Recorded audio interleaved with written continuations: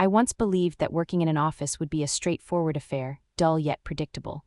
Little did I know that the true nature of my workplace would unravel before my eyes, revealing a circus of incompetence and malice. My manager, a seemingly polished figure in a crisp suit, had a knack for undermining everyone's efforts, especially mine. I had spent countless hours perfecting a project, yet there he was, lurking in the shadows, waiting for the right moment to swoop in and steal the spotlight, just like a hawk eyeing its prey. It all started on a particularly mundane Tuesday. I was hunched over my desk, immersed in spreadsheets and reports, when I noticed him peering over my shoulder. His smirk was a blend of arrogance and disdain, and I could feel the heat of his gaze, a palpable reminder of his power. "Nice work, Narrador," he said, his voice dripping with sarcasm.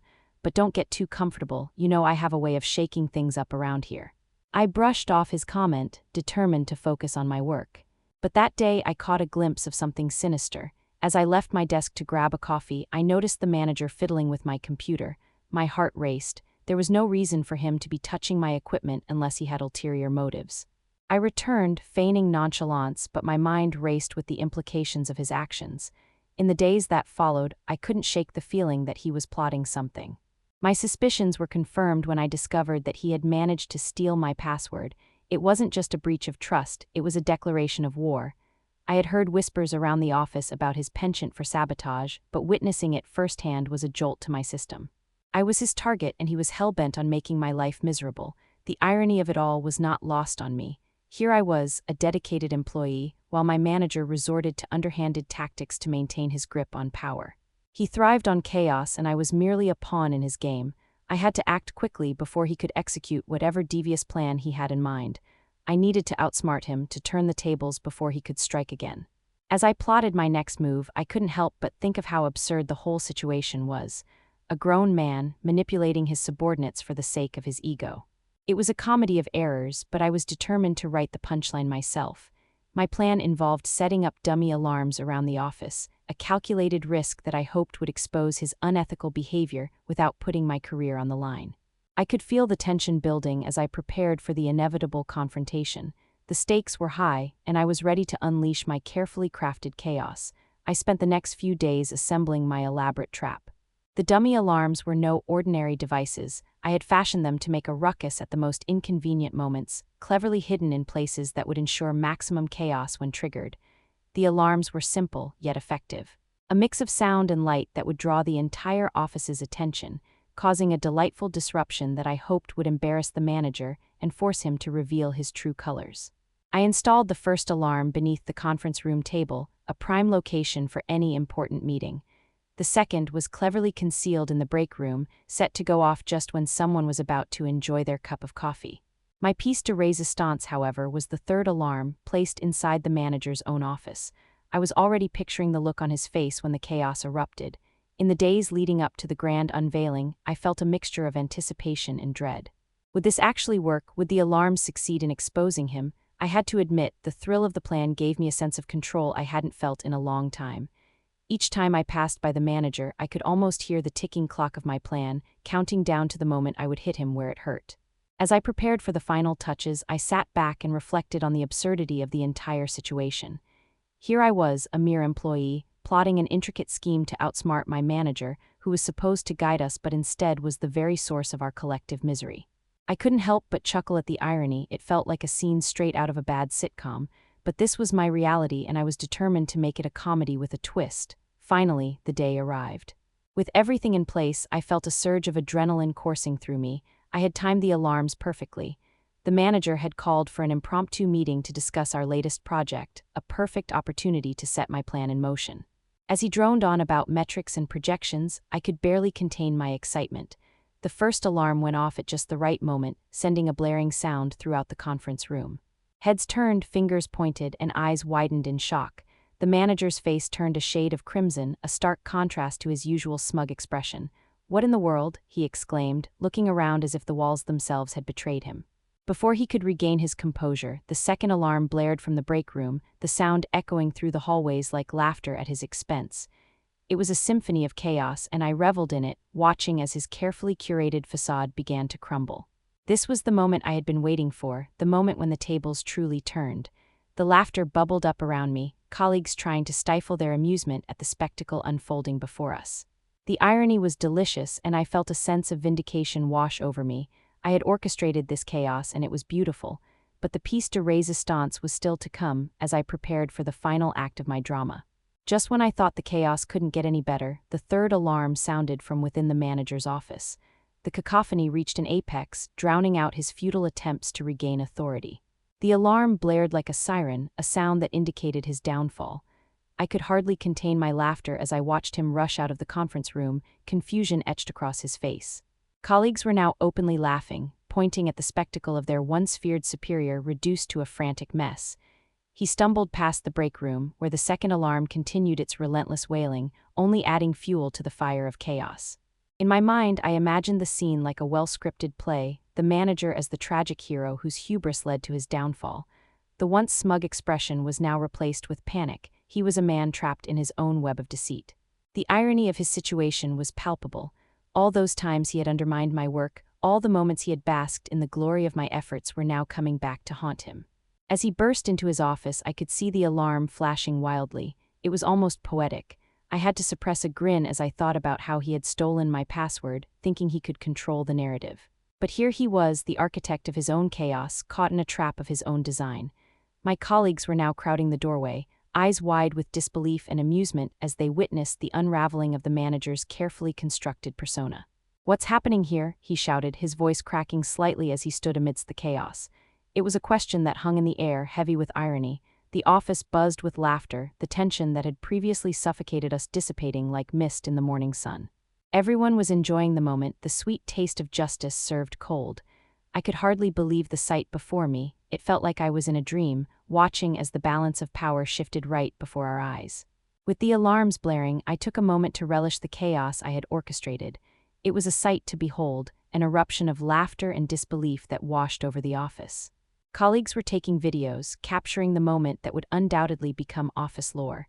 The manager, now a mere shadow of his former self, was desperately trying to silence the alarms, his hands fumbling as he waved them away like annoying flies. "This is unacceptable," he shouted, but his words were drowned out by the blaring sounds of my genius. I felt a rush of exhilaration. This was the moment I had envisioned. I had pulled off the ultimate prank, and it was everything I had hoped it would be. Each alarm was a testament to my cleverness, a reminder that I was not just a pawn in his game. As the commotion escalated, I saw the manager's face shift from confusion to anger. His eyes darted around the room, looking for someone to blame, but he was met with nothing but laughter and camaraderie from the people he had once belittled. I had not just exposed his unethical behavior, I had united the office against him in a way he had never anticipated. This was a mutiny of sorts, and I was the captain leading the charge. In that moment, I felt a surge of power, a realization that I had the ability to change the narrative. The alarms were not just a distraction, they were a symbol of resistance against a tyrant. I had turned the tide, and there was no going back. My colleagues rallied around me, their laughter echoing through the halls as the manager floundered in his own office, desperately trying to regain control. As the alarms continued to sound, I couldn't help but feel a sense of satisfaction.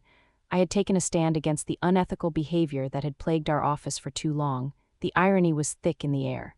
The man who thrived on chaos was now the one drowning in it.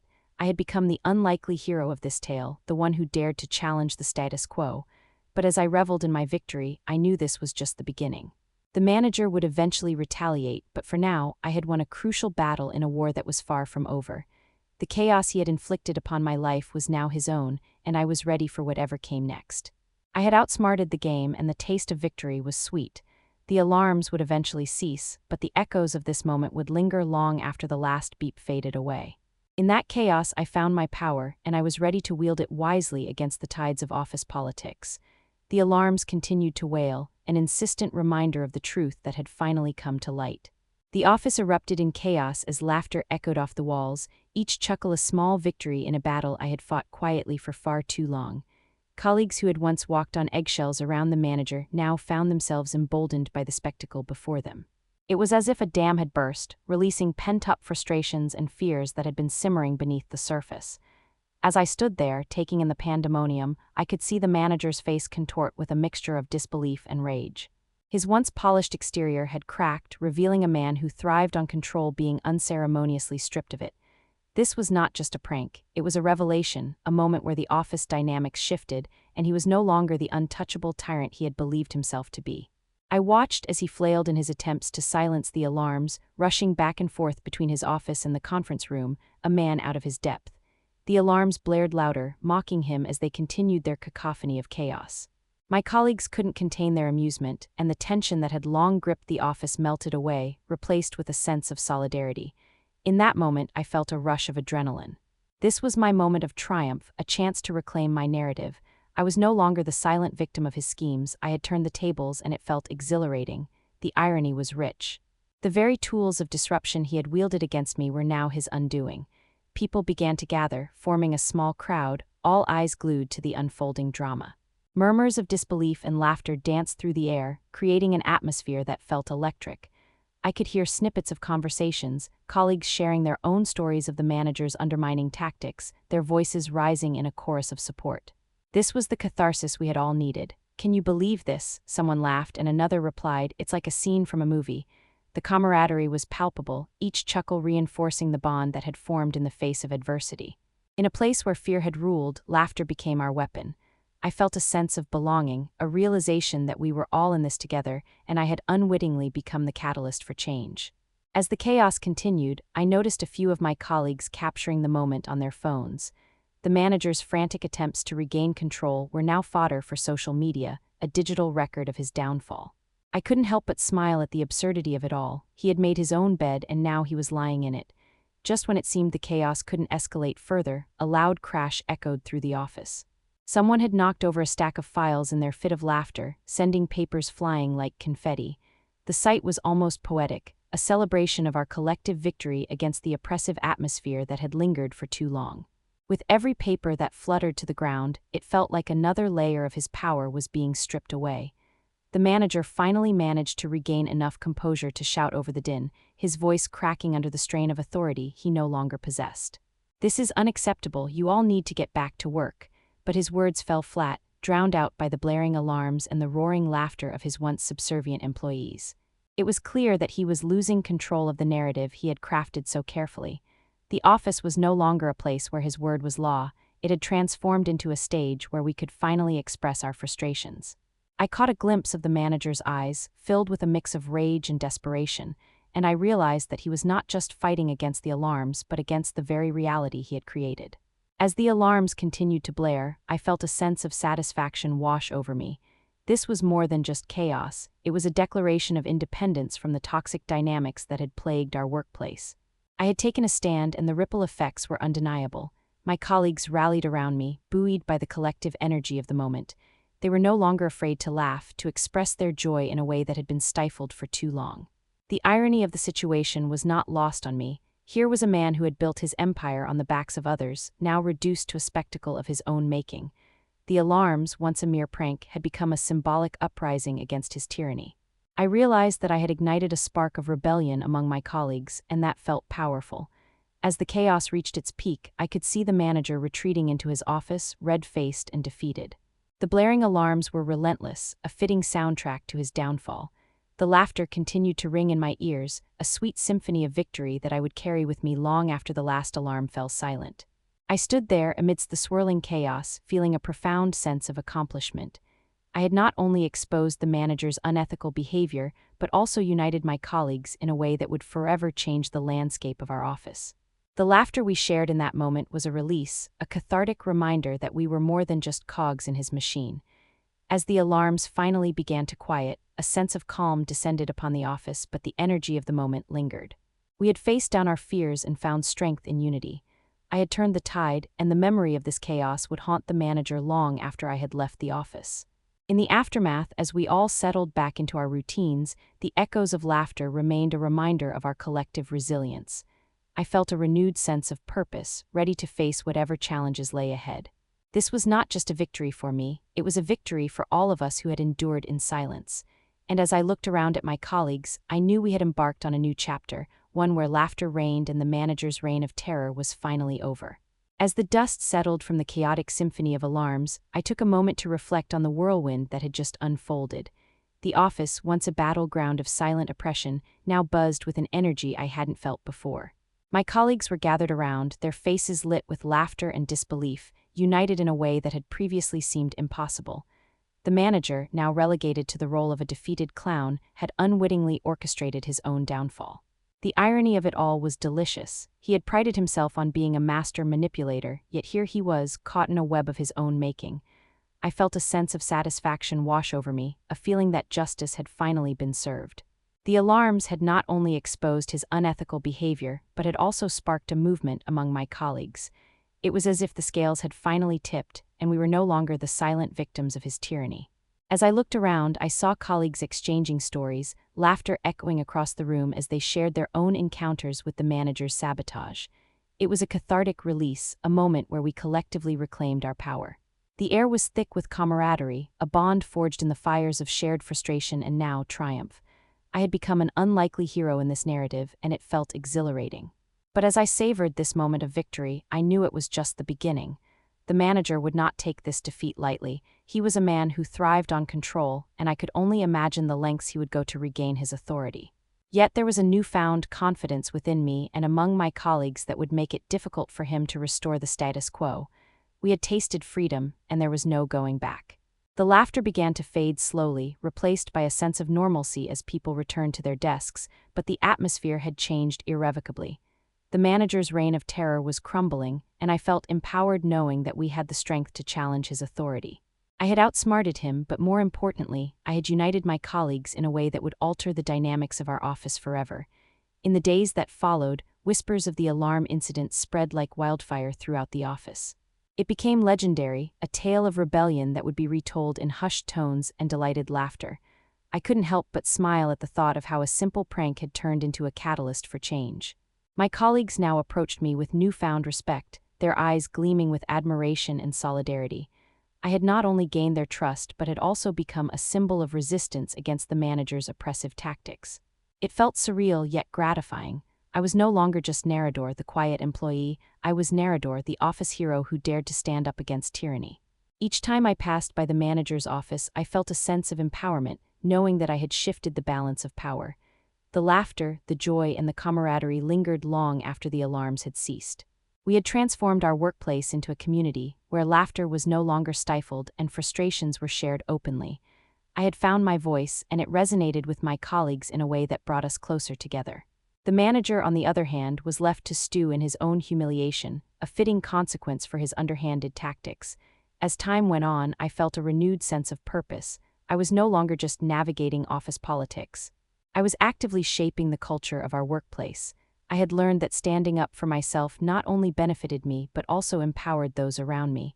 The irony of the situation was not lost on me. The very chaos he had instigated had become the tool for our liberation. Looking back, I realized that the alarm incident had been a turning point. It had ignited a spark of rebellion that would continue to burn brightly among my colleagues. We were no longer afraid to speak up, to challenge the status quo, and to support one another in our endeavors. The laughter that echoed through the office was a reminder of our shared strength and resilience. I took a deep breath, embracing the sense of satisfaction that filled the air. The balance of power had shifted, and I was ready for whatever challenges lay ahead. The manager might have thought he could control the narrative, but it was I who had written the punchline. We were no longer just employees, we were a team, united in our quest for justice.